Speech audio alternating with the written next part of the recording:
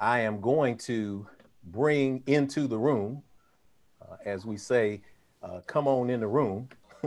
We are bringing into the room my brother, who, when we talk about how these things work, how this energy is together, I'm bringing in now, and I think you should be able to hear me. Are you clear, Dr. Carr? Can you hear me? Yes, sir, Rev. Can you hear me? Brother, I can hear you loud and clear. Got my big brother on the spot, in the spot, man. It's great to have you. It's great to see you. It's great to be with you in the vibratory space of the room.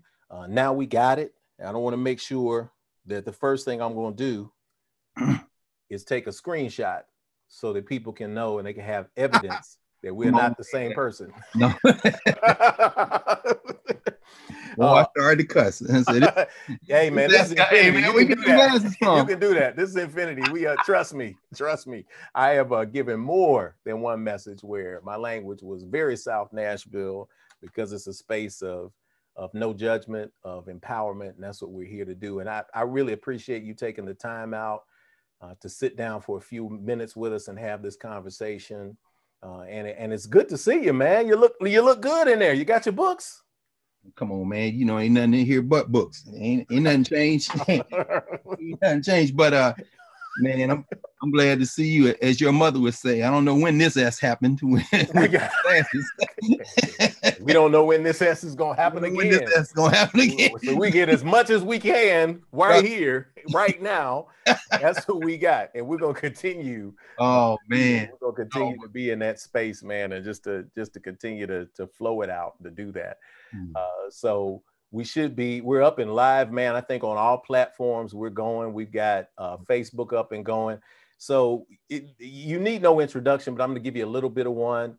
Y'all, my elder brother, Dr. Greg Carr, is a double doctor in many ways. He graduated from Tennessee State University, was Student Government Association president in 1986-87, went on to law school to change the world at Ohio State University, stayed there, received a master's degree, decided to become an excellent classroom teacher. He already was an excellent teacher and professor, but continued that, became a Juris Doctorate, got his doctorate in law, of course, became an attorney or a lawyer, didn't decide to practice law, and then pursued his PhD in Afro-American Studies, Africana Studies at Temple, and has since become one of the leading voices in Afro-American Studies, Africana Studies, African-American history, global history, just a genius mind. And we have to give props where they're due because we need minds like Dr. Carr.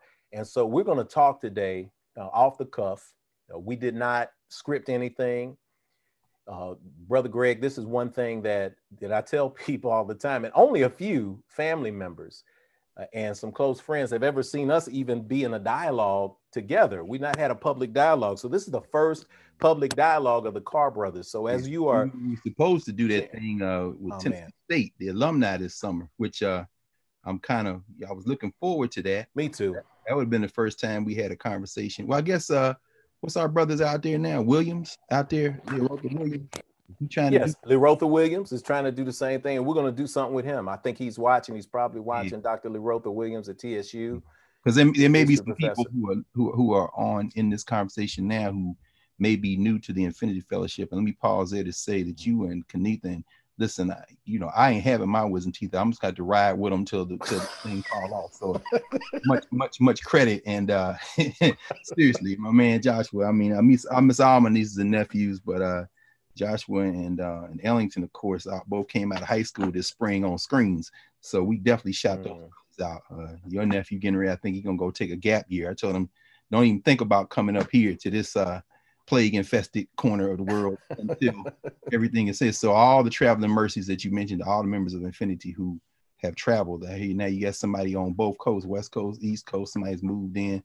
And so I want to say that, but also for people who aren't familiar with this fellowship that you built, brother, this is the most transformative space. And that's, I've known a lot of these cats, man, Wole Kite, Reverend Mary Karayan out there and on the West Coast, who do their worship ceremony and do their work every every seventh day, and the folks in Detroit and Atlanta, Shrine of Black Madonna, a lot of those folks. But what Infinity is doing in building on those foundations and expanding them is truly transformative. So if this is your first time in this space, please understand that y'all do this every week, as you said, and you know, those of us who tune in get that blessing, and you do the midweek work and so many other things. And I hope we get to talk about some of that for the people who are new. But I also wanted to mention, since we couldn't do it at Tennessee State, they didn't do the virtual piece. They didn't get the alumni piece together this summer. You know, those of you who have connections to Tennessee State, which we both came out of, you know, that what you did there in terms of, you know, forcing the state of Tennessee, forcing the people around Tennessee State to transform that campus. You know, anybody who's sending their children there, please understand that many of the buildings you walk in, many of the programs that you see there, much of the money that came to Tennessee State over the last generation came as a direct result of my brother, who took over the administration building, and in the wake of that continued to stay engaged, because our historically Black colleges and universities are really our front line in many ways once you come out of K-12. And what you did at Tennessee State, you know, is something that needs to be talked about, needs to be elevated, and that you have to write about. I mean, you know, I read all the books about people who research this stuff and write about it, but not one of them is worth 5%, not even 1% of testimony by those who actually live the work. In fact, there's a whole, that's what academia is, Negroes that wait till the shooting stop and then go count the bullets and write about the transformation. So at any rate, great characterization. I ain't gonna get beautiful characterization. I ain't gonna do that, man, because some of them were babies. No, when it happened, you know.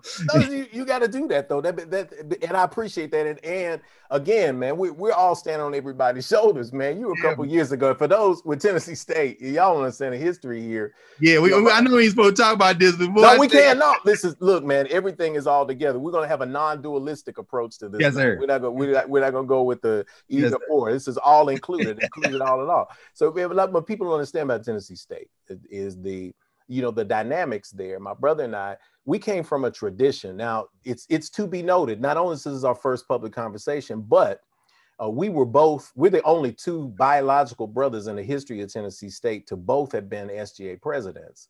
Oh, wow. So, true. Yeah, we're the only ones. So we 86, 87 for Brother Greg, and 89, 90 for me. Huh. And each of us had this understanding of lineage.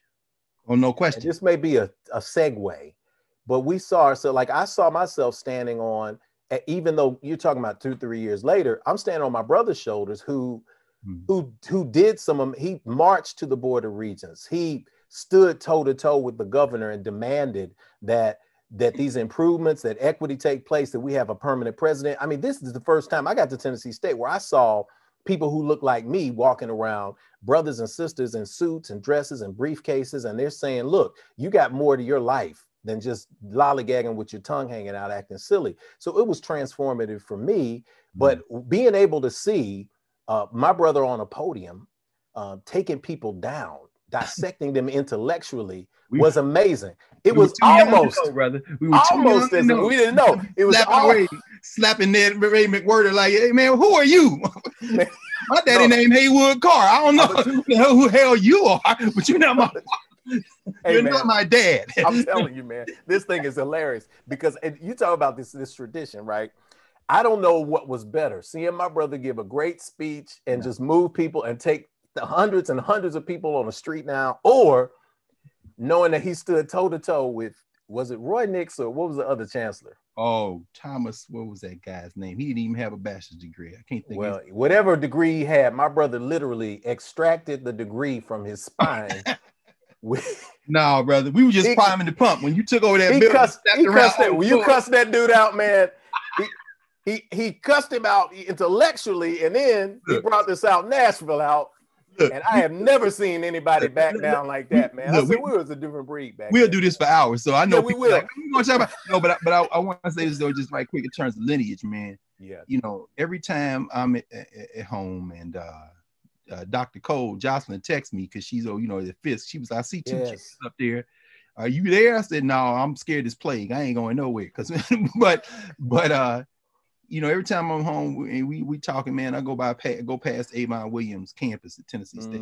Think about the fact that we both and all of us stand in the lineage, and we doing our time and space what those who came before us did. And so, you know, one of the great honors of my life, man, was that last few months that I was at Tennessee State before I went over to South Street Community Center and worked for your brother James Thurkill over there. That's that first teaching experience. My first job, man. 1987, man. But was cutting the ribbon on the dedication of the new, what they had renamed the Avon Williams Center, because those white boys thought they were going to destroy Tennessee State by building the University of Tennessee downtown, as we know. And Avon Williams, who came through the Z. Alexander Luby sign, and so many plays, so many productions, so many things you convened over at the Luby Center.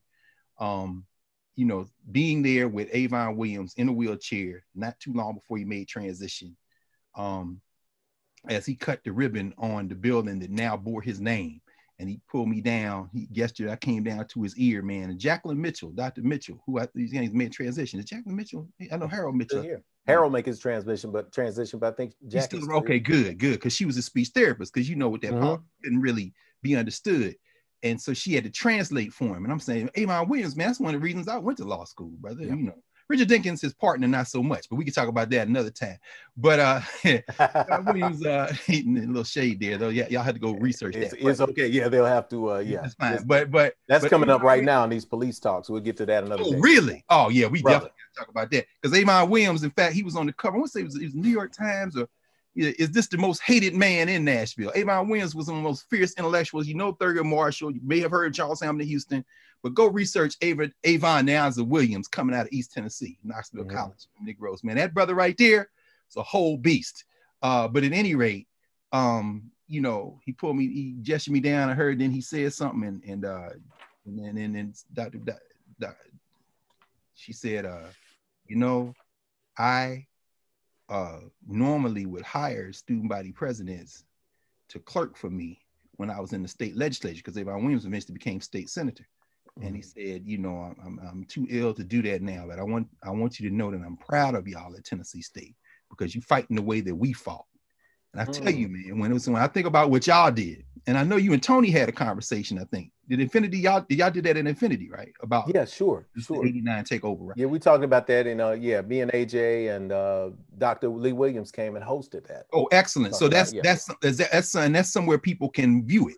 Yeah, I think it's on the Facebook page. I think there's an archive of that. If you go back, it probably is. If not, we're gonna work on a documentary on that. Because that's very important. That's very important that needs to be sure. Be done. But when he said that, I thought about all those elders, all those ancestors. Of course, John Lewis, who went to school right down the street at Fisk, and all the A&I students at the time. You know, we stand in their lineage, and so even in what we're seeing, young people like Beyonce and others trying to connect to that lineage. That's the only way we're going to have the strength to go forward. So yeah, brother, you got to write that story. You got to make that documentary. You got to tell that story, because right now we're going to get it. Yeah. There's some graduate students at UT Knoxville and Vanderbilt and them probably watering at the mouth to tell the revolutionary story. No, that's okay. Y'all slow y'all roll. Y'all go find trust me. I haven't had a conversation about how to be an anti-racist, but you know, leave that work. leave the work to people who want to tell the story and who are going to tell the story. Yeah. And it's important, Greg, because you said legacy and where we can go with this and how this ties into the conversation today is very much about legacy, because not only do we look at I look at 80, 89, 90 as a fulfillment of a promise that happened in 86 that you all were fighting, as a fulfillment of the battles that Georgia Dixon Peak, Gigi Peak Dixon was fighting, Gus Macedo, who may be watching. Gus, shout out to you. All of the lineage. Great Fred Jackson out of Detroit. Fred Jackson, who during MLK weekend, when they had MLK Day, before it was a holiday, stood up as a student SGA president in an assembly of thousands and said, I'm announcing that class is canceled. And he looked at the university class. and he didn't dare say they weren't. Right. And this bravado that goes back to Dr. Levi Watkins, who was also an SGA president. Who was a model for academia. And about Ben Carson, but if you don't know Levi Watkins, you don't know Johns Hopkins, you don't know surgery. Right. That's exactly right. And his brother Donald down in Alabama fighting that same fight, brother. That's right. So we have all of, so we have this legacy and this lineage and this respect space. And that's something that, as we segue, now let's segue this into this conversation, because now artistically, We have some moments that I look at. I look at as an artist, as an artist who's worked in theater and film and every kind of genre that's related, radio, television. I think about the artist's responsibility to leave something in the world. You're going to leave something in the world one way or another. You're going to have a legacy. You're going to be known for something. Yes. Beyonce with this Black is King. For those who are having the conversation, if you're on social media, and I can get to Twitter a little later on, we're going to take some questions and that kind of thing, comment statements. You can hashtag Black is King, hashtag the Carr Brothers. My brother is on Twitter at Africana Carr. I'm on Twitter at the Rev Jock, JOC, and also on Instagram. My brother ain't gonna get on Instagram. No, I'm gonna stay out of all that stuff. Yeah, y'all better throw a gamble on that. Ain't gonna happen. When we talk about this, first reactions to Black is King, when you first watched it, given the, I won't be presumptive, but I'll say that anytime something has Disney on it, it makes me question not only the relationship, but what is meant, the history of Disney, the racism, the lack of correct African-American or African representation throughout the legacy of someone who was, on all other counts, one of the biggest models for creativity that you could ever, expansive imagination that you could ever put in American history. But knowing that legacy of Disney gives most people a little bit of trepidation. You tune in, you sit down and you say, what's in front of me? What were your first reactions before? What were your reactions before you watched it? And then what were some of your initial reactions to Black is King, watching it from a historically spiritual perspective as it relates to people of African descent? Good question. Well, first of all, I had to borrow somebody's password because I ain't giving Disney no money. Brother, I don't know if you understand that that's the way they do that these days. Oh, no, I understand. And I understand if they understand. People are going to find a way to survive. Man, come on. Yeah, I don't know how many passwords got maxed out. I don't know either, but I ain't trying to find out. I'm saying, but I have a good friend and brother, Dr. Jared Ball at Morgan State University, who was a student of one of our dear brothers, man, who's an elder, James Turner up at Cornell, the great James Turner, who kicked in the door. He's in that generation with our brother, Brother Al-Hamid down there, who Al-Hadid, who we were in school, is known as Andrew Jackson, Dr. Andrew Jackson. Right, who that's right, transformed into Amiri Al-Hadid. Yeah, Amiri Al-Hadid, right. who created Africana Studies at Tennessee State University. But one of James Turner's students, Jared Ball, who talks about, he calls it the Vernon philosophy of media consumption. He has a brother named Vernon once told him, say, man, I don't watch none of it. If it came on their platform, it's no good for us. If it came from them corporations, so that's where Jared starts. Now, Jared is in media studies, a brilliant brother, and has done some very important work in media studies. And my attitude is like Vernon's and his. I see Disney, I know it's propaganda. Mm-hmm. But of course, the beautiful thing about it is capitalism trumps everything. So if Black Power is selling, they're going to sell you Black Power as long as they get the money. So shout out to Disney because they recognize the demographic shift. I mean, Africa has 1.25 billion people on the continent. 40% of those people are under 15 years old. They're looking at that number to double by the middle of the 21st century. Mm-hmm. So Africa is an emerging market, and the African diaspora, of course, is too. Now, I say that, and I'm sure we'll talk about this as, I'm not really, as you say, on social media like that, but kind of scrolling through the last couple of days and looking at some of the responses to Black is King that are coming out of continental Africa. And, there's some Africans who are saying, yeah, there are a lot of Africans who are saying, no, we don't like this. They always showing us in leopard skins and stuff. And I'm really fascinated by the lack of connection to genealogy coming out of young people on the continent of Africa or of direct continental African descent when it comes to the symbolism, because it's following that same art that we've seen in the history of our people. I mean, and Ngugi wa Thiong'o writes about that in his book, Something Torn and New. those who were dismembered, those who were taken out of Africa. He says that, the separation of Africa took place in two stages. There's the physical separation for our direct ancestors, and you call some of them in the libation, man. You had me here tearing up thinking about that, man. Our direct ancestors were taken out, and then, he says the second, and of course, that's just one of the natural resources. All the resources were taken. They're coming to get everything. They didn't relocate to Africa. They just took stuff out. Sure. Whether it be minerals and that kind of thing, and including all the intellectual work, because we know ain't no sugarcane plantations, ain't no tobacco fields in Europe. So everybody who knew how to grow all the stuff they end up growing on this side of the ball were either here already, the indigenous people, our blood kin Native American ancestors as well, or the continental Africans who they brought. Europeans didn't bring any of that intellectual work. They went, so we talk about STEM fields. No, they went to Africa for the STEM fields: science, technology, engineering, mathematics. All that stuff came on the boats, and then they built. and the STEAM fields as well, science and arts to that. Because they were singing the whole time. That's right. So in fact, I'm trying every American art form that we consider American basically originated from the polyrhythmic foundations in Africa. That's exactly right. Yeah. I think it would be a more legitimate question to ask, what did Europe contribute to America besides violence? I mean, they brought the boats and the guns, but everything else, it seems, almost, and then after everything got here, they then sat down and thought about what they had done and wrote up a constitution to kind of keep the criminal enterprise going. And so it's been going for 200 some years, getting ready to fall apart, but it's come. So anyway, so reading some of this commentary, it's consistent. Disney's looking for a market. Beyonce is looking for an outlet and make some money too. Let's be very clear. Yeah, let's be honest. And the Lion King, which I'm glad to say I've never seen. I don't need to watch the Lion King. I mean, both of us, and again, those ancestors you call, I'm sitting there thinking about, Dury Cox and McDonald Williams and all those people in it, because who built that theater department, sustaining the tradition of Thomas Edward Pogue. Yes. Whose daughter is here in DC. I got a chance to sit with her actually. And Joan Payne was one of my Jegnas, one of my mentors at Howard. She was in the communication department. Her daddy, the Joseph Payne, who was the dean of students at Tennessee State, and was like, you can't go to school here, and sent her to Howard. So imagine when I came here and she was sitting here. But at any rate, the idea then that theatrical outlet allowed a bridge to be built where Beyonce could say, because it's very clear, and you know more about this than I do, and I think about some of my, I'll call them my children, but my child, Shanice Thompson, Dr. Shanice Thompson, who's at Bowie State, who wrote her dissertation on lemonade and other yellow things, talking about Oshun, because she's being initiated now in Ifa. So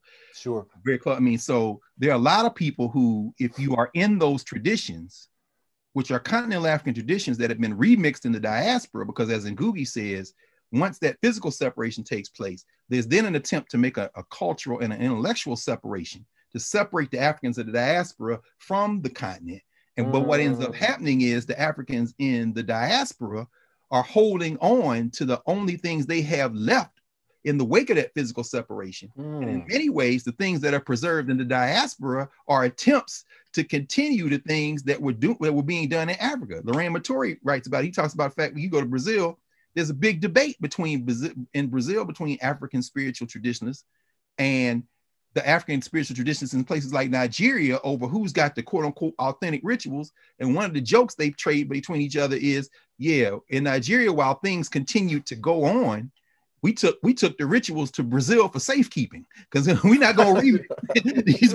So when you see Beyonce and some of the young people are saying, well, why Africa always got to have animals and leopard skins? Look at that. That's satanic with those cow horns. Okay, if you don't know anything about the Nilotic traditions, the function of the cow, the function of cattle, if you don't know the function of the leopard, all the way back to the Nile Valley with Sheshet, who is seen as the woman who created math and everything that can be measured in architecture in a leopard skin dress.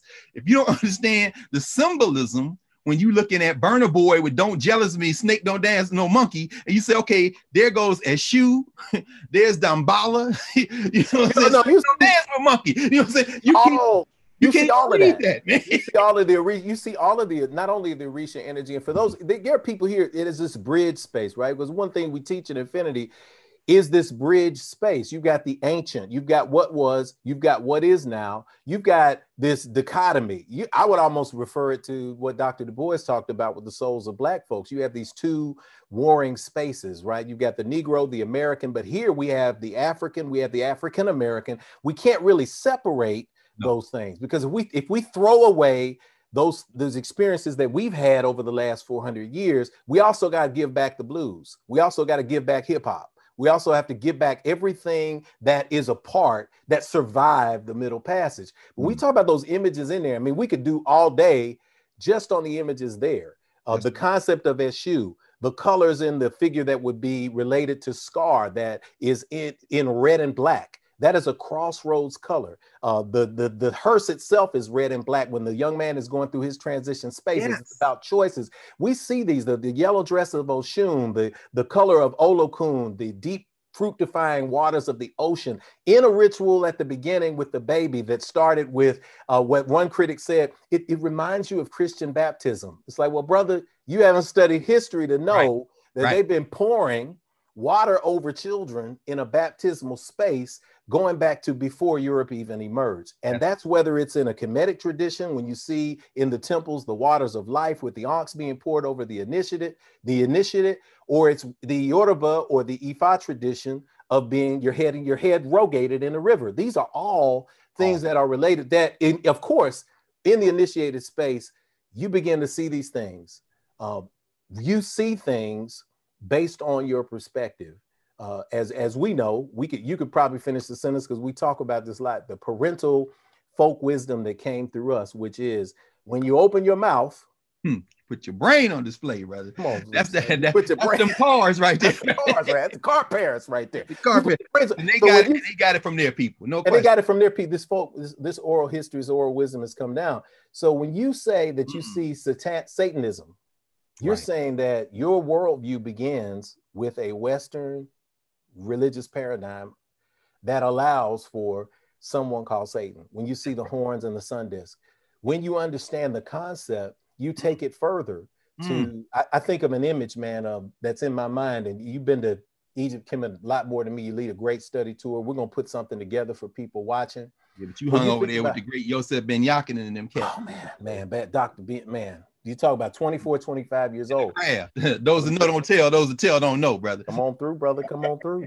When I'm talking about with this concept of the cow, the sacred cow. Yes, sir. Or the horns with the solar disk, and you see that reappearing throughout, it's very much an energy of motherhood. I think about, I believe it's the Temple of Ramesses II. Correct me if I'm wrong. That's at Abydos. There's a relief where Ramesses the Pharaoh is suckling directly from the cow in a knelt position that is Hathor or Het Heru, we would say.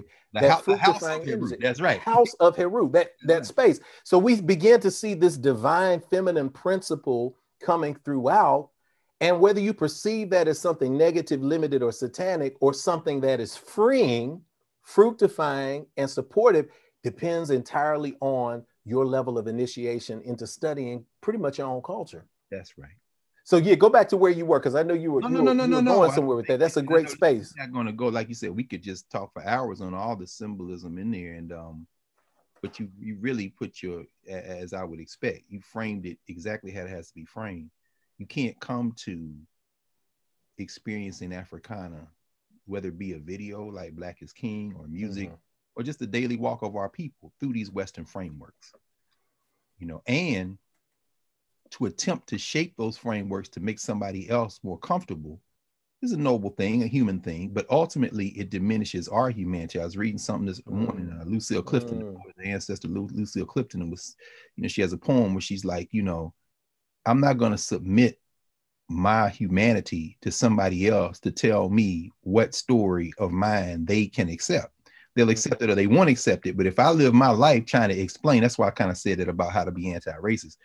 If I'm trying to narrate myself in a way that makes you less afraid, that's a human gesture. But if I truncate my story, that's another problem. And so, yeah, the idea that, the idea that you would come to an experience of African people with a limited grounding in the long arc of our memory, our rituals, our practices, no matter how different they may be from each other, and then either reject it, like this whole demonic conversation. No. The good and evil paradigm doesn't work when you're looking at African people, not in that way, or just think ain't nothing going on. Because the other thing I've been looking in, of course, I ain't gonna write nothing about, I doubt I write anything about, Black is King. Is enough being written, but just glancing through some of the things over the last couple of weeks, it really is remarkable how people who are typically curated by non-Black institutional spaces are credited for having insights on this, and they have nothing to say that connects to anything. I mean, even things simple. I was thinking about, how deep is that?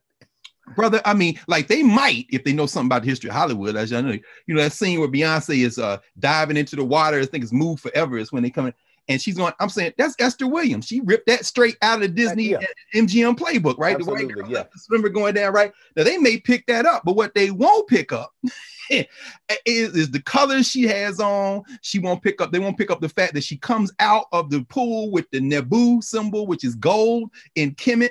In other words, you want to see all that. And what kills me, man, they'll do the brown skin girl. They'll talk about brown skin. But remember that scene? I got that down. Yeah, that's going to be a major part. Yeah. But you remember that scene when the car passes, she's got on red, and then the brother has green, he's painted in green.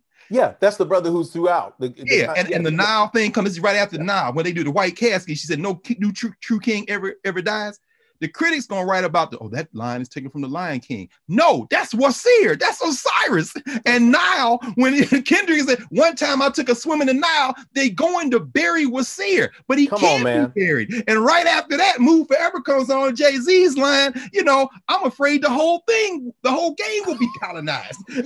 But they open it with Solomon Linda's song and Boobay that they ripped off to make the Lion Sleep Tonight. They doing a whole battle of Set and Horus. But if you don't know the Kemetic, and this might be listening to this and saying, y'all making stuff up. See, here's the problem. Well, no. Yeah, now see, that's what you got to go to. Like Dr. Ben always used to tell us, prove me wrong. Go do the research. Right. Just go look at it. I mean, you got to go look at it, because if you don't, and I'm not saying that to say that Beyonce or any other entertainer is a great scholar.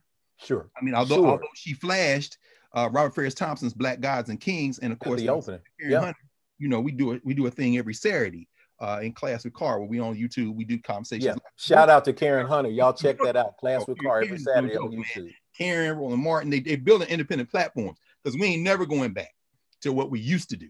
But in the process, and we're going to talk about this. We're going to talk about Black is King. We might do a live one. But when she pulled out the Black Gods and Kings joint, you can't get this book. This book is so out of print.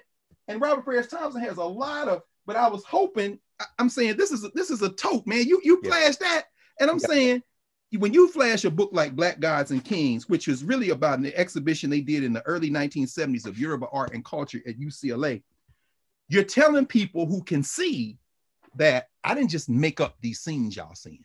Exactly. In other words, I actually studied enough, or got enough from people around me who have studied, to be able to narrate something. And I'm laughing reading some of these reviews and looking at some of this exchange where people say it got boring in the middle, and that's because you weren't able to decipher the keys, and you can decipher the keys with a little bit of work. But the only other thing I would say is that like any art, and you're an artist, man. I mean, your work across and stage, screen, your work as a producer, playwright, and then training next generations, what you did with Amun-Ra, what you do there at Infinity, training these next generations to be artists, from your children, literal bloodline children, to the children of Nashville, to the children of the country and beyond, brother, is a model. I mean, it really is a model. So better than I do the power of the arts to deepen our understanding of our humanity, and the power of study in art to put a floor under that. So when we see Beyonce, I say, here's a sister who, at the end, she dedicates it to, her son. Sure. But the last song she plays, of course, in it, man, she's talking about her father, really, with that, she talks about her ocean energy, but motherland, drip on me. And that's when I'm like, wow, Disney must really not be able to resist allowing Beyonce to have a platform because she's too big for you not to capitalize off her platform to make your money, which is long money, because it must be, because I'm sure otherwise your censors would have had something to say about a song that says being black. Maybe that's the reason they mad, been past them. I know that's the reason they always mad, and they always have. I'm saying, now for you to let that go, you must not be able to stop it. In other words, well, of course, or the lure to, giving $100 million for a multi-picture deal is a drop in the bucket to Disney. A drop. So they made that back already. They made it back the first. That's just day. Like that Amazon money that Jeff Bezos' ex-wife Kinley Scott gave to HBCUs. People say, "Oh, she gave $1.7 billion to causes." Do you know how much Amazon stock has risen since March? He's the first trillionaire. He's going to be the first trillionaire. Yeah, this is exactly. Well, it's an investment. It's a long-term investment. Not only is it a long-term investment, she done made that money back. But let me ask you this though. Let me ask you this on this. Do we run the risk though? Do we? Because they'll take the risk. They'll take the risk because they see the long-term reward. That's right. Do we take the risk in celebrating simply seeing some of the images of not seizing this opportunity to read, to study, to look deeper? Because like you said, if the middle is boring, the middle may be boring because you want to see some more booty shaking, or you want to see some more people falling in the splits. Is that why it's boring? Or is it boring because you have to now begin to dissect the images that you see on screen if you want to get something deeper? Brother, let's very delicately enter this house of mirrors. Because there was another video that dropped in the last 3 weeks. I was going to add, we could possibly do a WAP discussion, but well, I think only could we have it we ain't gonna talk about it. To discuss it, but the difference between it was not boring, I'm sure, to most critics. Oh no, of course not. And see, to me, the difference between WAP and Black is King is the difference between a second grader's report on Black symbolism and a graduate student's dissertation on it. And I'm not saying it, but I'm saying in terms of distance. Without judgment. This is clearly what Beyonce is doing. Is the sexuality there in Black is King? Absolutely. Sure. But you see how it's curated even in terms of dress, in terms of style. It's all there. Now in WAP, is the sexuality there? It's what's being used to sell. And it interested me because I'm watching it and then I go on Twitter because it's the only thing I'm on. And I'm scrolling through looking at some of the comments. And I'm fascinated by the fact that the Black people are offended because the young billionaire who then made all her money off of basically siphoning Black, what's her name? Jenner? Is it Kylie? You know what? Yeah, people have to tell me who that is because I refuse. Nah, she one of the Kardashians. She's in the video.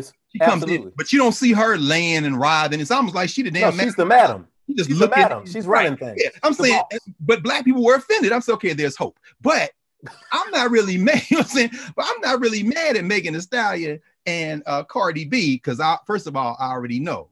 We both spent decades now with young people. When you're teaching young people who are teenagers and 20-somethings, they're going to come back to you 20 years from then, maybe 15, 20 years and say, I see what you were saying. But in that moment, while the brain is still developing, they're going to fight you if you say anything, even if they're going to fight. Yeah, because I mean, the you know what I'm saying? The prefrontal cortex hadn't connected. Yeah, hadn't connected. So, I ain't mad at them. I mean, we were all there. Natural. We did that. In fact, that's probably part of the reason we could bull up on governors and college presidents. We didn't, we needed that at that point. We needed that kind of energy. We needed that carnal brain to be able to have the strength to stand. That's why movements are traditionally led on the front lines by the young people. So it definitely by the young people. Ella Baker called it. They had the courage where we failed. No question. I mean, and she's there watching Stokely, watching Diane Nash, watching Leo Lillard, Kwame Lillard, all them. You got to have that, So, but at any rate, what I'm about to say is, WAP.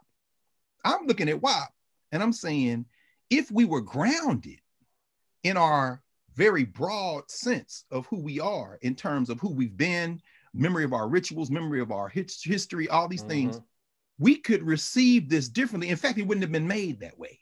Because, you could tell this story better than me. I'm looking at Cardi B. I'm looking at Megan Thee Stallion. And I'm saying what you are expressing whether it was curated by companies that realize that's what sells. Because Sure. if something else sold, they wouldn't be doing that. Women or men. Mind just ain't no gender conversation. That's true. So That's right. keep that same energy for men. Clearly, y'all don't know nothing about those of us who have that initial. This is patriarchy, yes, but and absolutely, it started with them. But the idea that you're gonna catch up, whether it be them or little Kim or Eve or anybody else, what you're trying to catch up to is reinforcing this dominant hierarchy. It's a self-fulfilling prophecy. It is self-fulfilling prophecy. But when I'm looking at it, I'm also looking at it through the lens of these elemental forces in humanity, the kind of things that you talk about at Infinity all the time, and the spiritual forces you got to balance. There is this carnal, there is this desire laden, there is this thing that's hardwired into our biology that they're tapping into. But if you tap into it, and if you've tapped into it over the arc of millennia, you create spaces for being able to shape and guide that, and you can keep all that energy, except you also connect it to decision making. So, I mean, you know this story better than I do in Ifa. I mean, what is the relationship between Shango and the women? You know what I'm saying? Well, this is why, Greg, this is important, bro. Why we have to have these conversations about balance and where it comes from. You know, sexuality is a very important part of human existence. It's That's something right. that can't. I wouldn't have no nieces and nephews without it. We wouldn't, man. Absolutely. I got 5. I know. That's what I'm saying. I mean, Kenita, that's right. It's an important part of life. It's a necessary, needed part. We wouldn't be here without it unless Catherine Carr had hit Haywood with the thunderbolt. Yeah. Hold on, right there. I ain't gonna go. I don't want to think about that. I'm saying, you know what I'm saying. I'm just saying, conceptually, we were immaculately conceived, brother. All of us were immaculate. Well, you know, better not do. The immaculate conception just means it was done in divine order. It don't mean That's exactly the people don't understand immaculate conception. That's what it means. Immaculate conception has nothing to do with virgin birth. It has something to do with the connection of the God and Goddess force energy inside of each person that makes it immaculate, hence God conception. That's the right. Birth of a new generation. You see, but tell them don't be looking. No, they go back to the Bible and look for sex between Mary and Joseph. We're talking about where the Bible came from. Going back to that temple that you talked about, Ramesses built for his father, Seti I, at Abydos. You see in the basement. Conception on the wall. So anyway, but that's what I tell people. First, if you want to talk about Immaculate Conception, you definitely have to go Asar Set in the basement panels there, down the steps at the bottom of the Temple of Seti I at Abydos. You see it. You see Aset descend. I'm teaching a world religions class online in the next few weeks, and that's one of the things that we talk about that. And in Ancient Wisdom Studies and Initiation, we talk about what that Immaculate Conception means. But when you talk about, you filter this in. First off, I'm glad you had a chance to watch WAP for research purposes. That's all it could be, brother. Because I promise you, I'm looking at this. My first reaction was, we're done. Stick a fork in us. Check, please. We have check because we're not gonna, what I mean. Well, I'm around young people. It's always funny. I am too. And I'm around young people. I'm around really young people. I've been around families who, sexuality, sensuality has its place. But when you see, a 4-year-old drop it when music comes up, roll over in a forward roll into a splits, and then start bouncing that thing up, there's a space where you start saying, without judgment, you start saying, this child is getting an image from somewhere, which, again, tying it back to Black is King and energy. No, but before you do that, man, talk us a little bit through, because, what's that story where it was Oshun that drowned Shango, who he was controlled by his lust. Sure, and he had to die on the tree and be reborn. And this is the concept of this. And we talk about the idea is that the woman in those stories, some of the Odu Ifa stories, Oshun is beautiful. I mean, basically, I don't know if she's gone through initiation to do that or not, but for some reason, Beyonce is focusing on Oshun. I don't know if that's on her head, if that's on her thing, but I'm saying Oshun represents in part that sensuality. That whole idea of attraction. And so when Shango is, attracted, but Shango got more than one woman. So now this thing here got to be curved. In other words, so you're not going to come into an Odu Ifa ritual singing, even though the rhythm is there for you to sing whatever you want to sing. You're not coming in, there's some whores in this house. There's some whores in this house. No, ain't no whores nowhere. There ain't no whores. Right. Pornographia. That word literally means porne, harlots or whores. Graphia, to write, the writing of whores. In other words, pornography is the idea. I'm going to take this woman, I'm going to take this man out of their social context and place them as objects in a narrative that an individual consumes for pleasure only. No, there's a social dimension. So Shango, if you want to have more than one woman, you're going to run into Oshun in a minute and you ain't going to be able to resist her. And she going to come up in here looking like Cardi, looking like Megan. You're going to kind of jump up on her and she going to drown you in that wop, brother. So in other words, what you don't, and people say, well, they're taking back their power. Right? No, yes, but for right. What are you taking the power for? To what end? So when we talk about, either you're talking about Neter Neteru in Kemet, or you're talking about the Orisha in the Ifa system. Yes, and a social system. About, there's always a social system. Yes, that's right. That's good. That's good, because again, the word that keeps coming up, brother, is balance. Yes. Right? And understanding that there's a balance and counterbalance that we see here. We get to see, steering this back into this Black and King space, we get to see now a space of divine feminine that is now understood.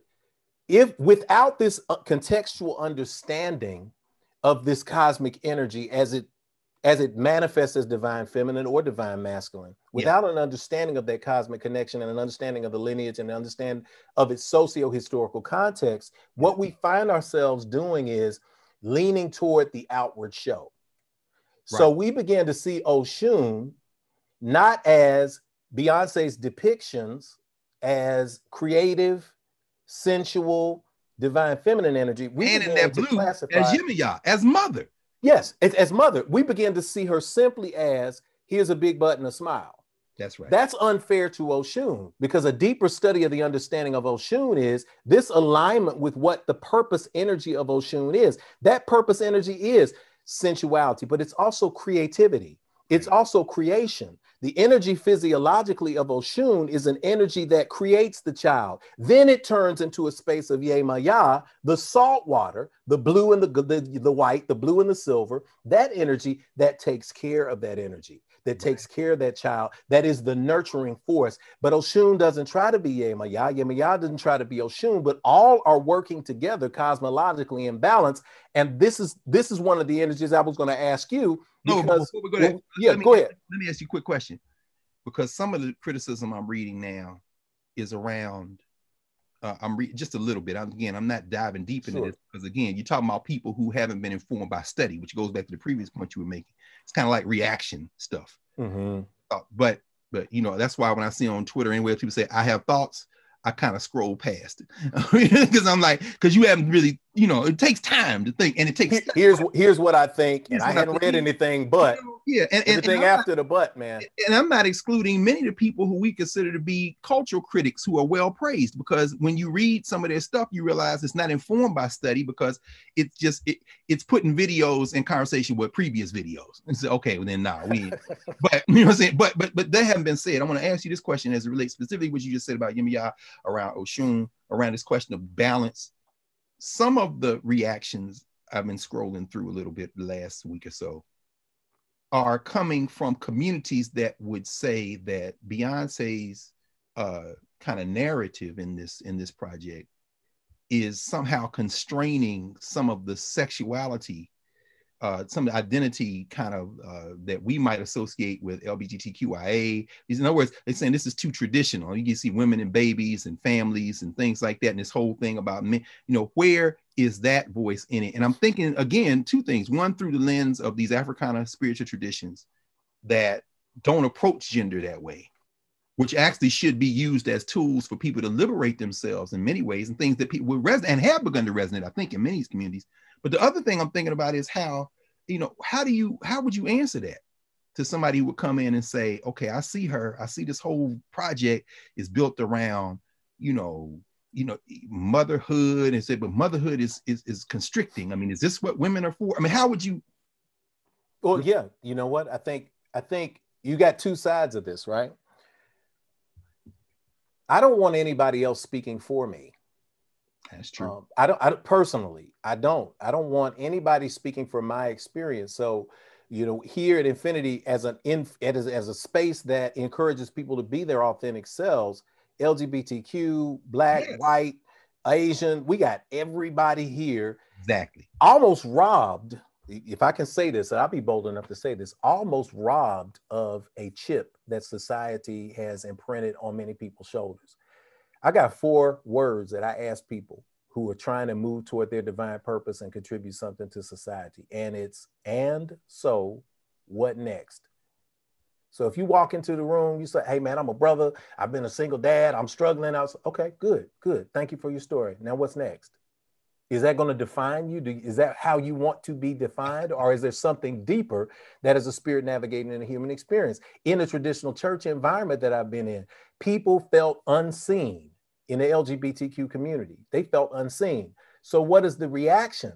Well, there's one reaction that is to try to make a change, to show love and expect to be returned, and it doesn't. There's another reaction, and that is to scream, to force, to say, affirm me, to be as big, as bold, as loud as you can be, never really changing the paradigm, but making people uncomfortable, and then getting the comfort in the discomfort. I found that when you no longer have a place where people have to wear that as a badge and say, this is who I am. Well, wait a minute.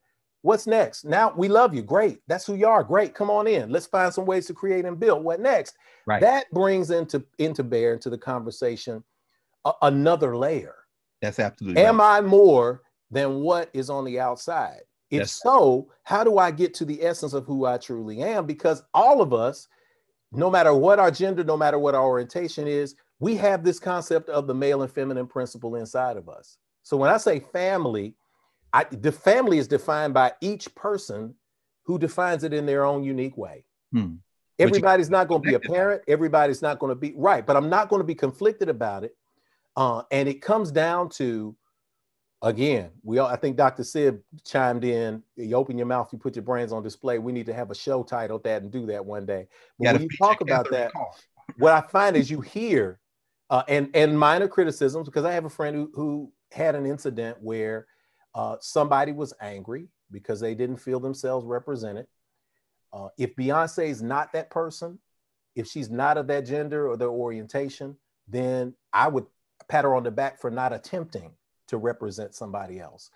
Many of us culturally, artistically, we've become angry and tired of images that we see in Hollywood because we have white writers trying to attempt to detail and explain how Black people act. They have no idea from an inside perspective, but they become experts. So I think that you've been out there. They'll tell you that's not just, I know. I believe me. I've been in a voiceover booth and I'm giving a voiceover. They're like, could you be a little more hip? And I pause. I know what they're saying. You want me to sound like I'm a Negro from the hood? You want to hear? I said, so I just pause. I was like, what do you mean? Right.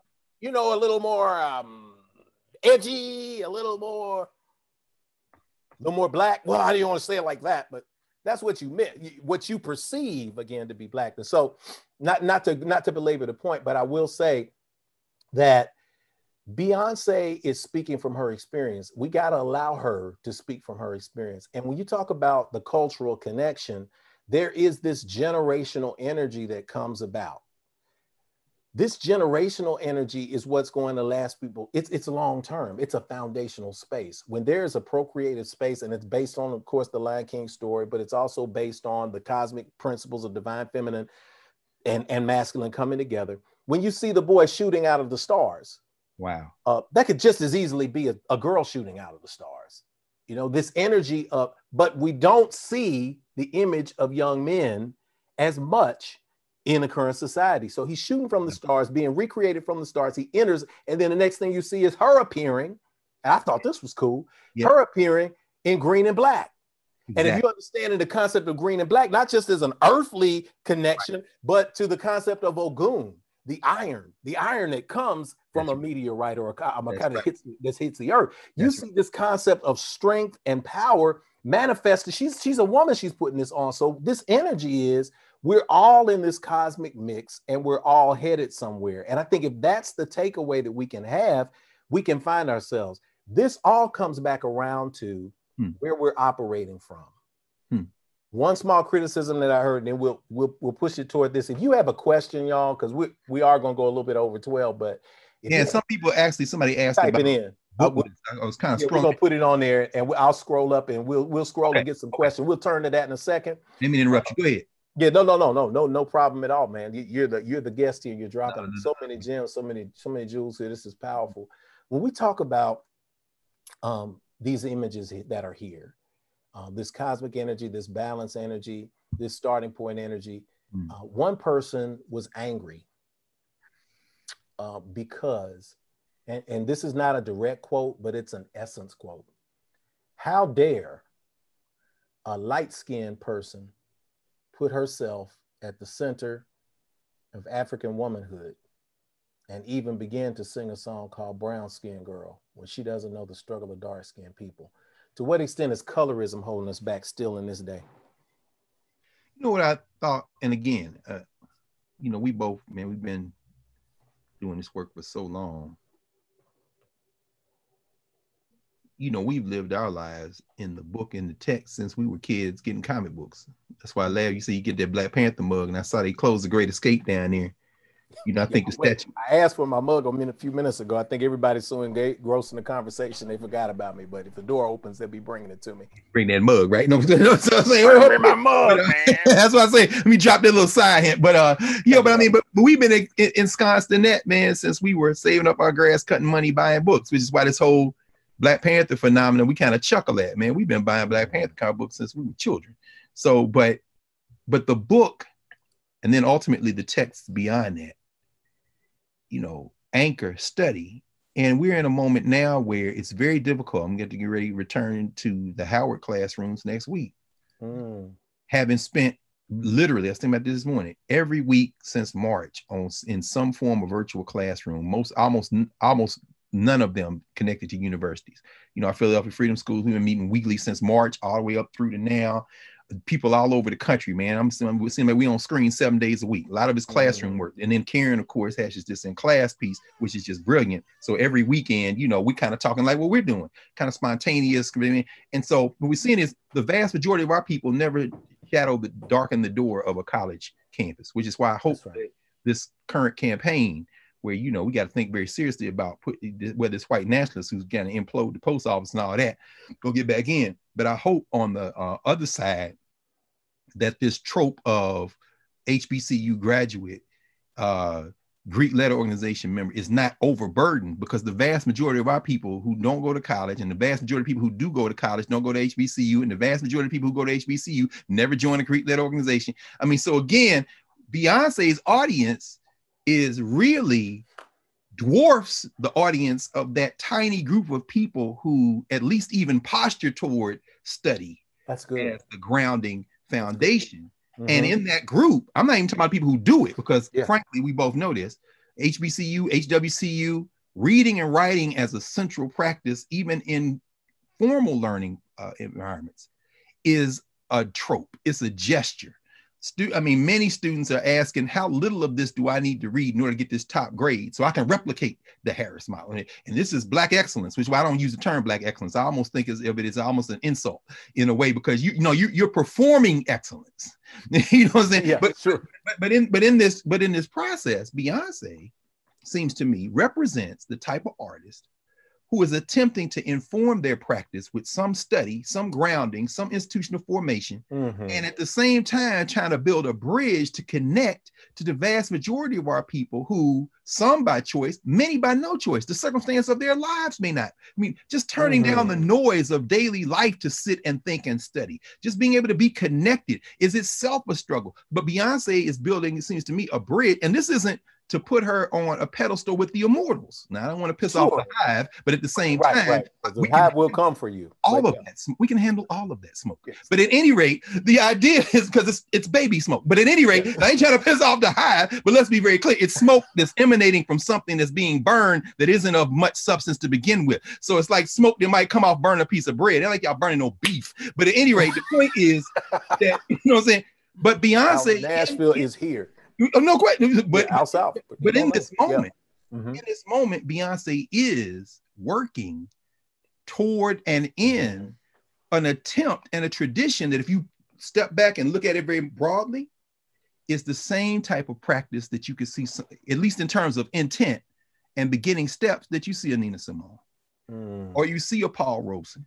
But see, the difference between Beyonce, Nina Simone, Paul Robeson is time and space. The circumstances have shifted. You know, when she talks about Lemonade, she's talking about black marching bands, and she says, my daddy took me to see Texas Southern in Houston, and I saw the marching band, and then people get introduced to that through Lemonade. She's building a bridge, but the Texas Southern of the 1980s and 90s is no longer there any more than the Tennessee State we came through. We were both in the aristocratic bands.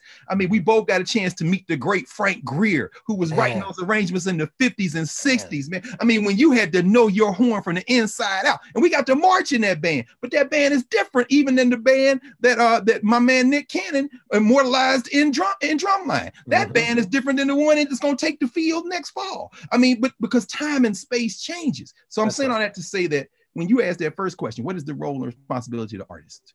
When Paul Robeson writes Here I Stand in the 50s, and he and Lloyd Brown, and he says, you know, the role of the artist is to use their art for social change, for social transformation, but you have to make that choice. And Paul Robeson said, my art is a weapon. No, art is a weapon. And Paul Robeson said, I made my choice. But he said, I had no alternative. It's because of how he grew up. I get the impression that Beyonce similarly is making her choice. But she, as an artist, and you know, you're artist par excellence, you know, every day an artist has to make a choice. Every day. And that choice sometimes contradicts the previous choice. And artists have to have the ability to do that. And so, you know, am I a Beyonce stan? No. Am I a Beyonce hater? No. I'm an African in the world trying to answer the question, that 4-word question you raised, which echoed to me the question my sister Sonia Sanchez, dear sister Sonia Sanchez in Philadelphia, always asked. She said, after people they express their identity, they express their pain, their dream, then she'll say, okay, yeah, but how do it free us?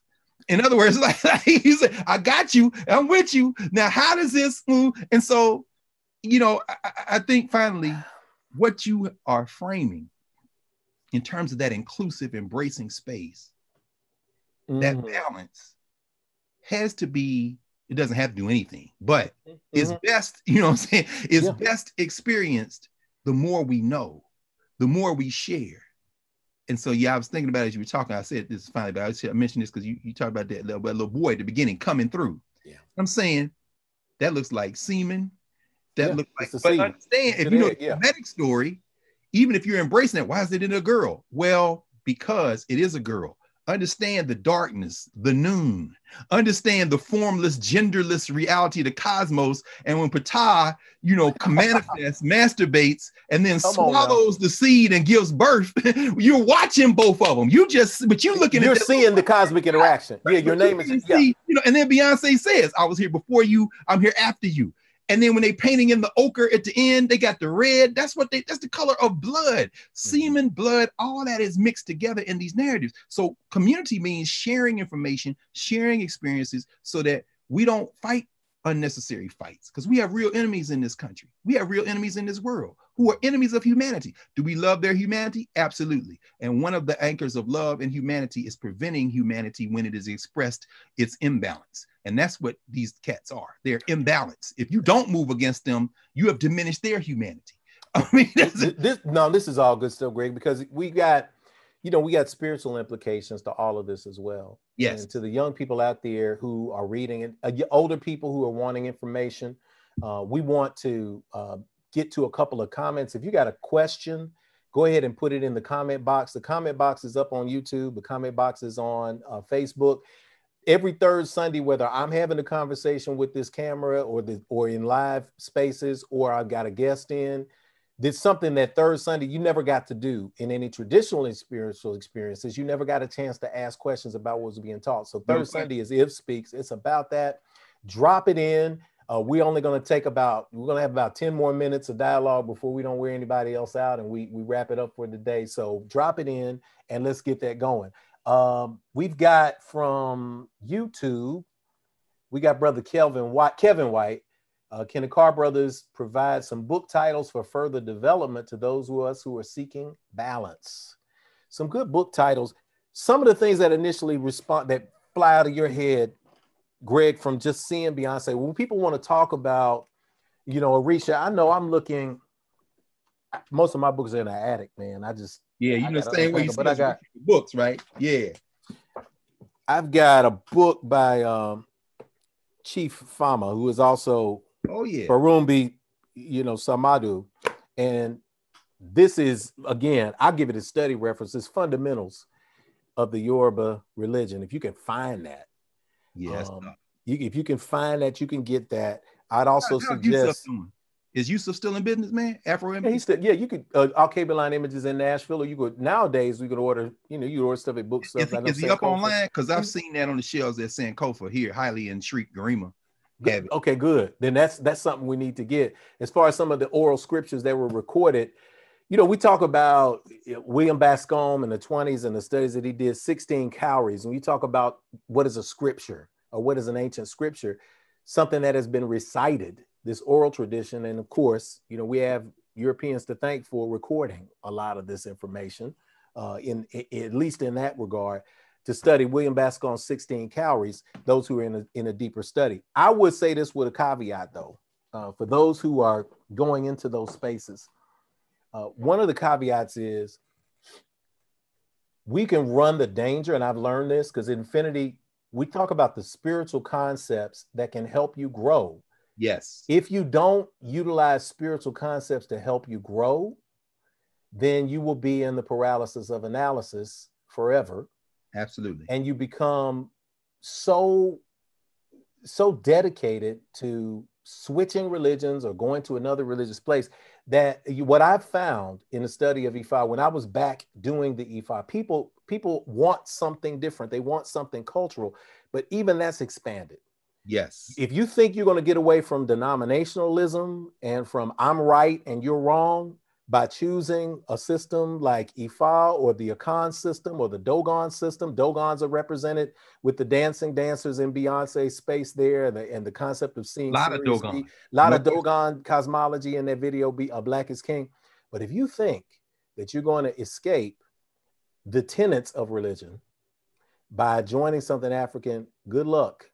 Because just within Ifa, you're going to have Lukumi, Nago in North America, Nigeria. Then you're going to have Santeria. You're going to have Candomblé. You're going to have Vodun. You're going to have Vodou. You're going to have all of this. And if it doesn't result in actually building something and moving something forward, then it's an exercise in futility. So I tell people again, and so what next? It's great to absorb these concepts. But if you get to a place where I've seen people crippled by needing divination, by paying out money to get initiated into this and buying clothes and shaving heads and wearing the white, it's all great. It's all a wonderful cultural exercise, but don't lose focus of the fact that you're responsible from a very African space of charting your own and navigating your own path of spirituality. That's right. And that's a good thing. And it takes work and it takes spiritual practice. What are some of the books that emerged out? Because I know some things popped out of your head too. There's a lot. I mean, I just mentioned a couple because the two you mentioned are very important. And that Bascom 16 Cowries reminds me of my man in philosophy at Howard. His father's a very Wande Abimbola, the famous Babalawo. His son teaches at Howard, Kola, very good Babalawo as well, in philosophy department. And his father came to Howard one time. We sitting with this brother, man, one of the great Babalawos, one of the great Yoruba scholars. And he said, I had some American students who said, we will come study with you. So they came. He said, but after a month or so, they said it was too hard. And they went back. What happened? He said, because I wouldn't let them write anything down. He said, and he said some drop, man, hit me like a ton of bricks. He says, literacy kills memory. And so when you read the Odu Ifa, you looking at Bascom or any of the books, he said, and I'll never forget when Baba said this. He said, if I were to tell y'all every story I know out of Odu Ifa and every combination, you would have asked me questions, I would respond. He said, we'll fill up every room in this building and we wouldn't have even gotten started. He said, you can't write it down. Now, there are texts that you must know, the 256, but the variations and how they fit. He said, the written word is important, but never forget, like that mouth to ear wisdom that we got from the elders, from the ancestors. And every time you repeat that mouth to ear wisdom, you invoke those ancestors. So when you mentioned that before, man, I could see, hey, was he our father? I could see him standing there with Uncle Aaron, and I could see Uncle Doc skinning that squirrel, and I'm still traumatized. I can see Uncle Tot sitting by the river fishing and telling what I'm saying? Just 50 years ago, but the mouth to ear brings back the community, the answer. So in terms of books that will help us supplement that mouth to ear, because this is why studying community is important.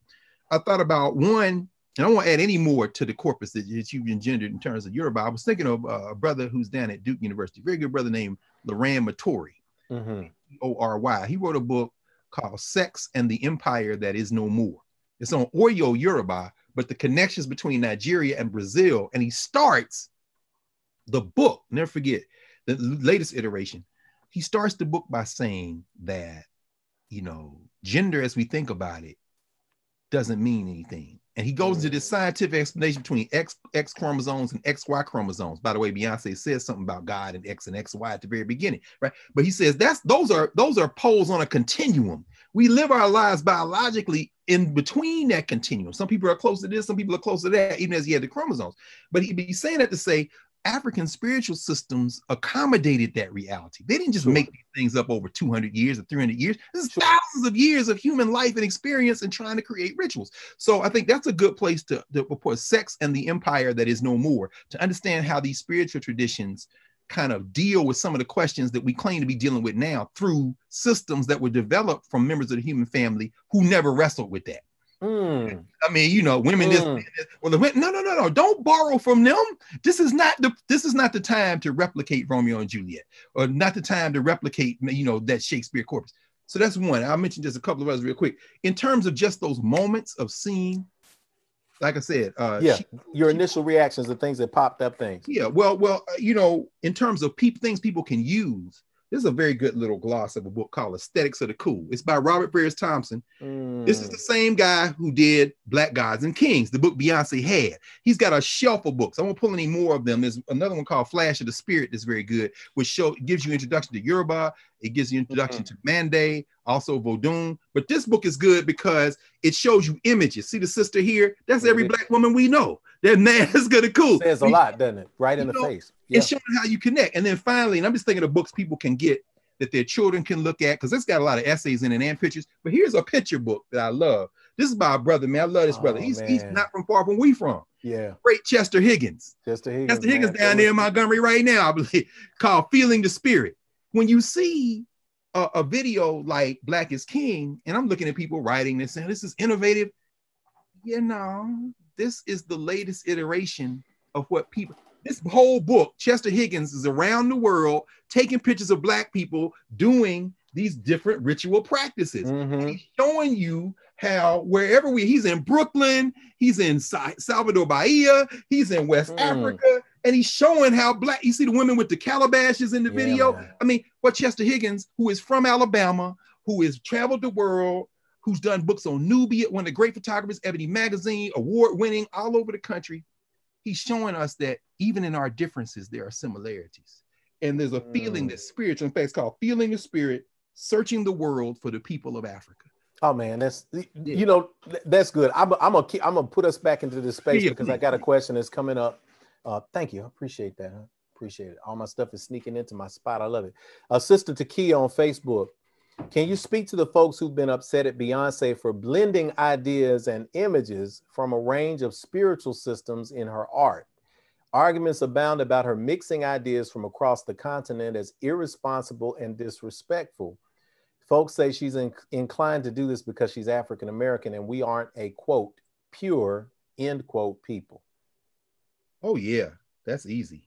No, I mean, seriously, because what I've experienced, at least, in these years of teaching, in particular in Black spaces, which is pretty much all I do. We make these choices, right?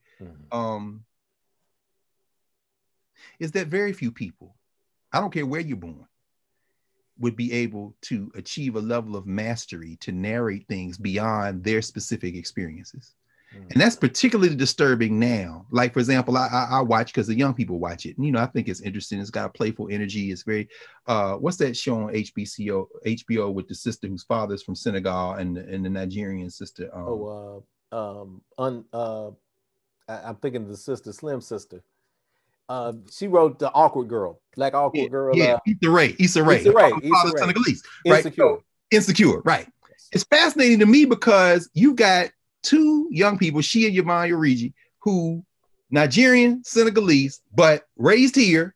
In fact, the sister Yvonne, mama worked at Howard Hospital. You know, and she talks about that in her comedy special. These are first generation Africans in America.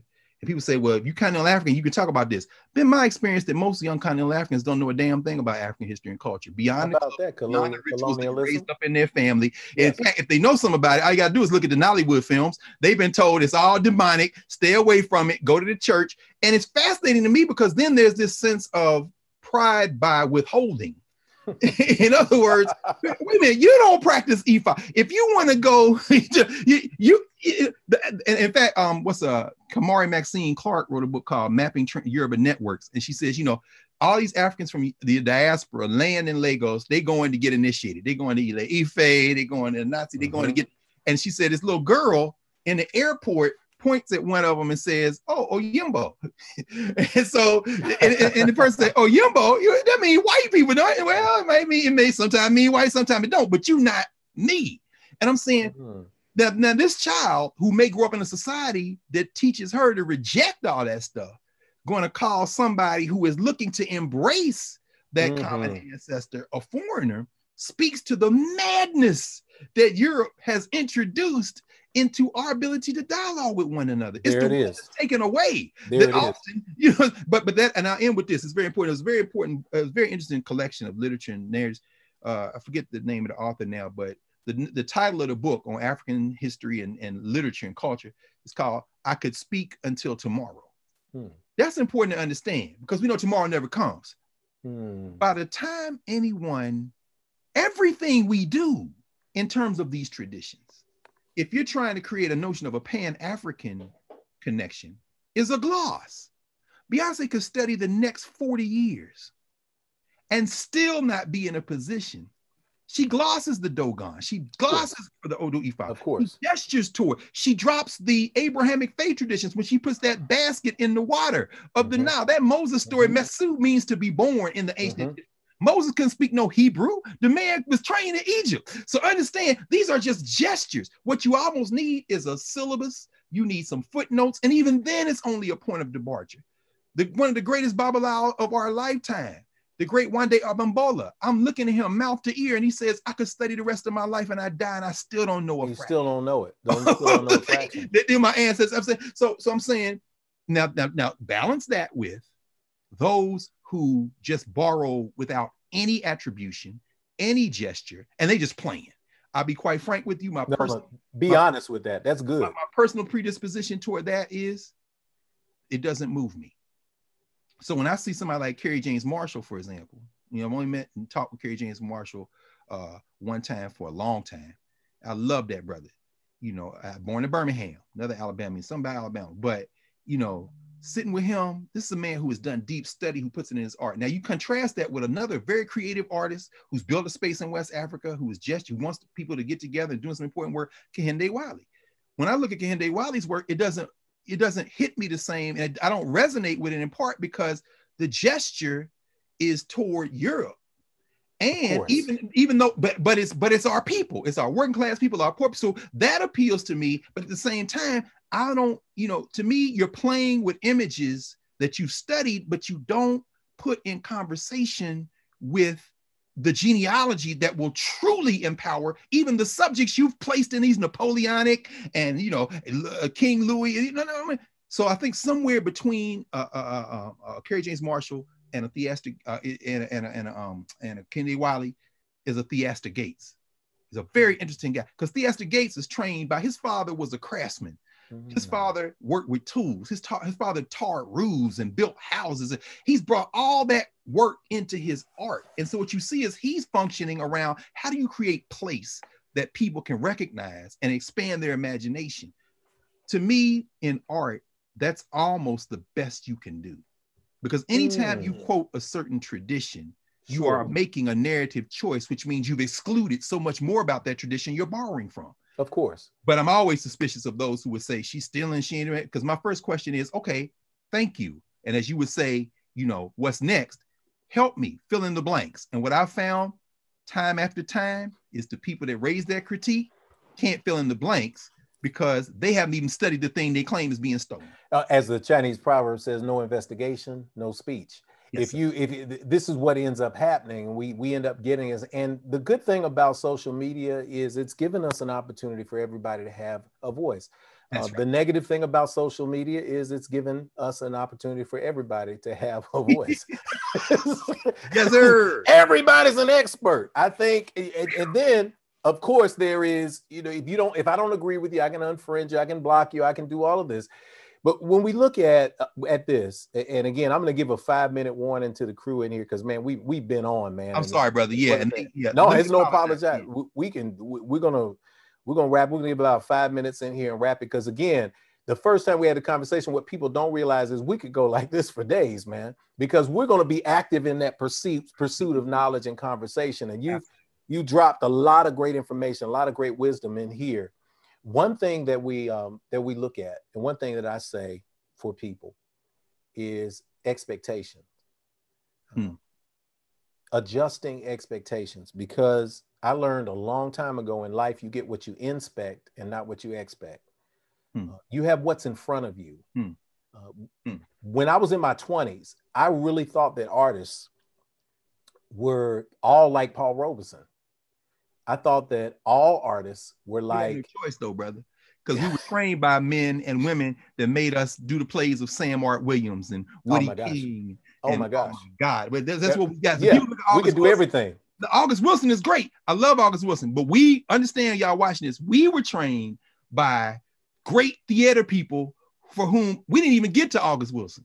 No, we didn't. We couldn't because we was Childress. We started. Yeah, we're going classic, like you said, New Federal Theater stuff, Negro Ensemble Company stuff. But we're also going European classic. Had to. Plays like Medea, and you're doing Sophocles. Every man. You better do it right. You better do it right. Remember when you brought that crew up, man, was the Kemet Players? When you came to Nazi, that's another story for another day, brother. Rushing on Howard and them old traditions, had to blow that up. Oh man, we had those days back there. But I always say, you're right, that back during those days, I helped when we did a newspaper called The Third Eye. For 11 years, we published Third Eye. You would write some columns. Y'all yank on Van Jones real hard. You find them early black roots in Nashville. Y'all don't know nothing about that. Van started Third Eye with us, man. We were all of the little Jefferson. That Van Jones. That Monica Peak, International Women's Health Doctor. All of us were in this little office on Jefferson Street. Come on. In our 20s, our early mid-20s, publishing a newspaper with 10,000 copies that was going out, that was changing things. We pushed the Meharry General merger. It was all kind of stuff. But I think back to those days. And as I'm meditating on those days, and I see some of the things that came out of those days of idealism, which is necessary. I remember bringing a group here to perform. And I thought this was the greatest group ever. They were dropping Kemetic wisdom. I'm not going to name the group. Oh, I know you talking about. They were dropping knowledge, man. They were talking about, you know, the essence and the energies of the pyramid and the balance of the scales of Mahat and Ma'at and Tahuti and the wisdom. I mean, man, it was like we were like, oh my God, salivation, knew every word. No, man, don't do it. It's unnecessary. It's the essence and not necessarily the. That's very true. That's very true. It's the essence of it, because I think it's an allegory for where we are and where we are now. Yeah, that's true. I was a young guy and I looked up to them and I expected them to do everything. We brought them here, booked a hotel room, set up a concert space. We didn't have any money. We scraped together our money, put it together, brought them in, and we're so excited to be able to have an audience with the brothers. And we sat down and had an audience with the brothers, talked to them. And, you know, we wanted to talk about the ancient wisdom path of the 42 Sphinxes and the obelisk of Queen Hatshepsut. And we wanted to get into the angles of the pyramid of the north-south axis and as they align with Orion's belt. Yes, Came in with our notebooks to the hotel, man. Yes, sir.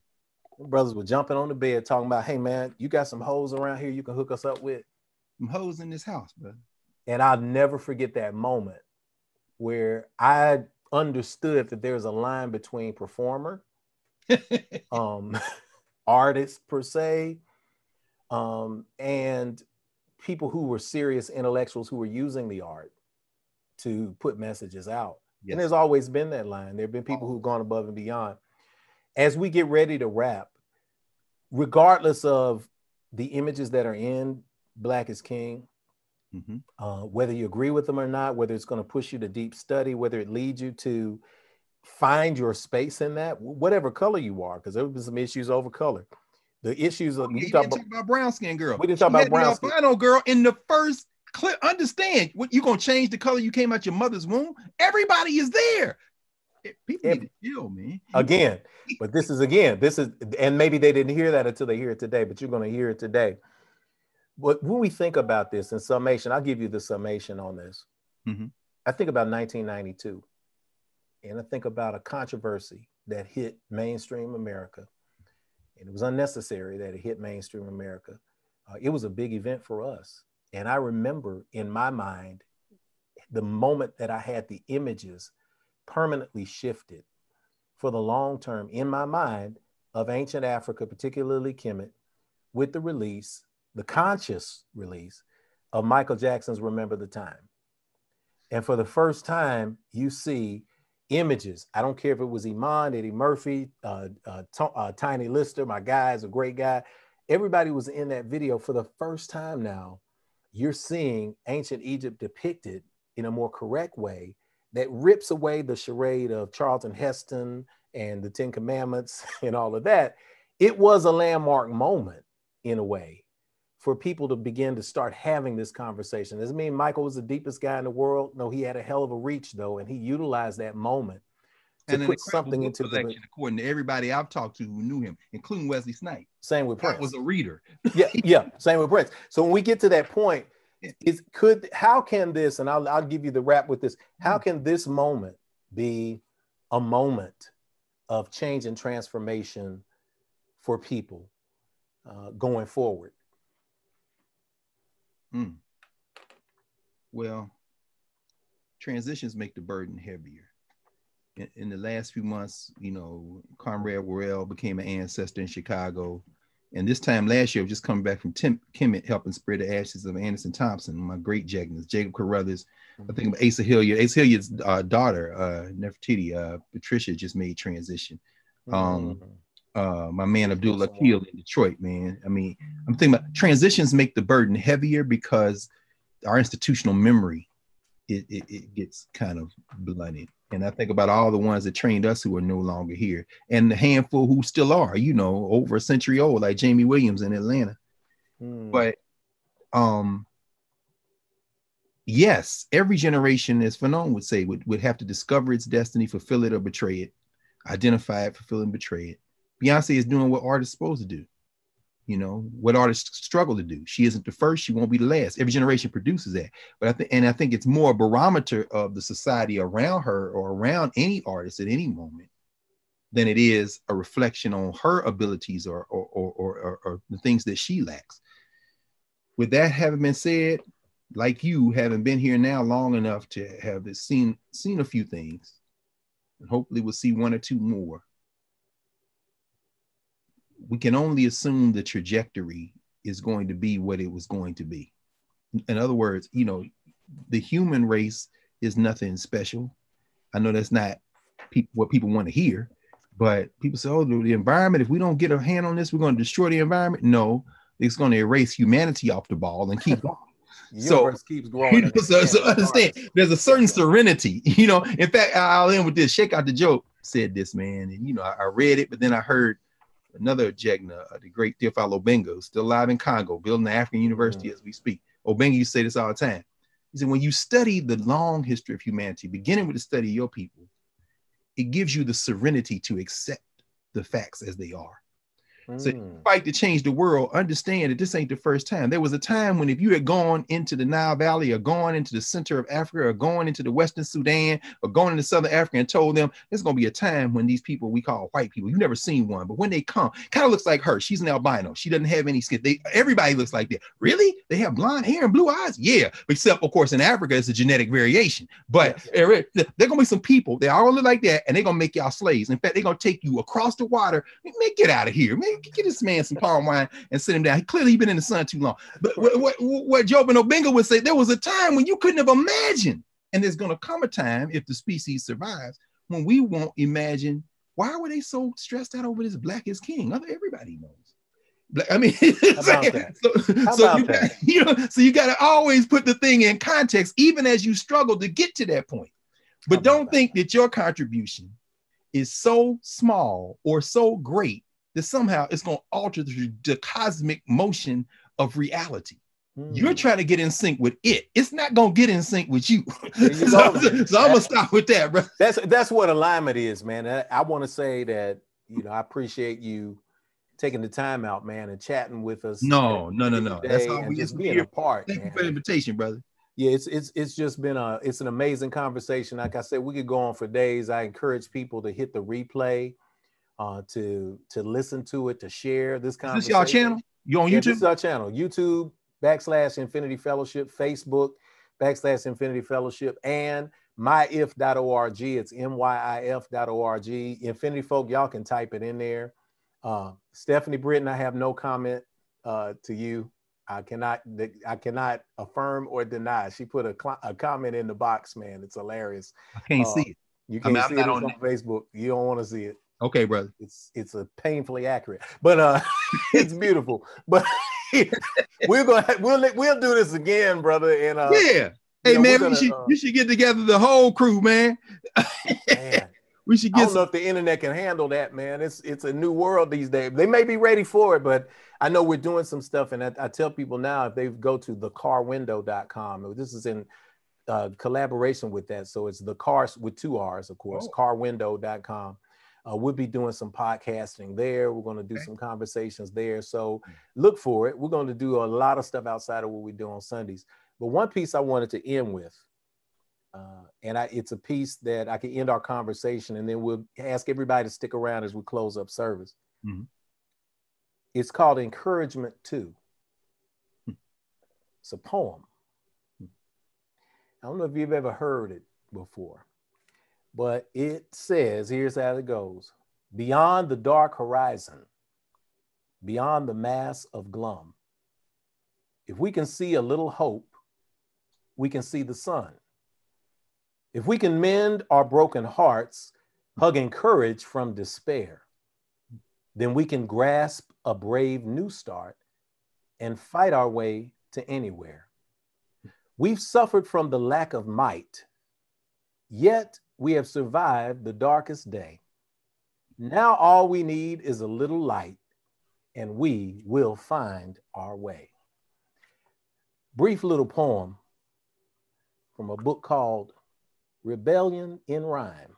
The great one. The early works of John Henry Clark. I know my autograph copy. That's one of the last things he signed for me, so he couldn't see, but I had my hand on his hand, bro. I got a New Directions, a new copy of New Directions in African American History, Dr. Ben and Dr. Clark. And I remember being at a conference. It may have been that time we were up in Ohio State, man. One of the last times when he bodied Cornel West. Oh my gosh, he took Cornel West to the woodshed, man. That's another conversation. But I got Cornel, Doc Ben, got Doc Ben, and it may be over there. I got Doc Ben and Dr. Clark to sign that book. And, that might have. You know what? That may have been the Black Man think tank. I mean, Abercrombie. We're gonna run down the conferences, man. We're gonna start running. That's a whole day, right? That's right. We stop. So look, y'all give hearts, y'all give thumbs up, y'all give likes. Right now, snaps in the air, muscle arms to brother Dr. Greg Kimathi Carr. My brother. Kimathi Carr, the man. You know I love you, man. I love you, man. And we'll touch base. We're going to add in Infinity. We're going to add in Back to the Space and close it out. We're speaking that everything in your world is going to continue to expand. You all catch him on Karen Hunter's show on Saturdays, Class with Carr. it's a phenomenal event. We send a shout out to Sister Karen Hunter. We send a shout out to brother Dr. Roland Martin. Yeah, our frat brother. Our frat brother. Who would be unforgiving if he didn't just name you as an alpha. So right, he sure would be. So we're gonna give a shout out to Roland Martin and his show. And we're going to send out everywhere you go, man. Just continue to share the knowledge, continue to share the wisdom, continue to share the love and the good energy, and know that we're sending this energy towards you from down here in infinity, man. And the ancestors are going to smile on you. And thank you so much for everything that you contributed and for sharing the wisdom today, brother. It's been a blessing. Thank you. I'm reflecting it back. Thank you for infinity. Thank you, Kenitha and the family and the Infinity family, for building a space that looks like the world we want to live in. That is, I mean, freedom is in the trying, as they would say. And what you've done and what you're doing, brother, is not just inspirational, it's saving lives. And I know we didn't talk this time, but those of you who are new, please, come back every week, because they're building housing, they're intervening. When the weather hit Nashville, they intervened on the lives of people. They're doing real work down there, and as people are trying to displace our people, literally move them out of the places they've lived their whole lives. Infinity and the community and their partners are standing in the gap and saying, no, not these human beings. So I want to thank you, brother. Love you so much. And, this, like I said, it was a long time coming, but I'm glad that we are in this conversation. And I'm looking forward to next week as you continue this work, brother. Love to you. Man. Love to you, man. We'll talk to you later. Yes, sir. All right. As Alicia is coming in now, she should be, we should be popping back into the space. And my brother's going into muting in the darkness in this space here, but we are definitely excited. And I want to thank all of you all for joining us today at the Infinity Fellowship. Infinity is a place and a space that is indeed for you, for the advancement of knowledge and spirituality, wherever it is. And you all know the greatest number of people in America, the growing number of people, especially young people, the people that are identifying as more spiritual than religious, and yet they don't have a space to go. Because oftentimes you're seen as somebody who's weird or strange, and everybody's trying to recruit you into some space. If you fall into that category and you want to learn more about Infinity, you want to be a part of anything that we're doing, we invite you to visit the website at myif.org. Hopefully we'll be back in person soon.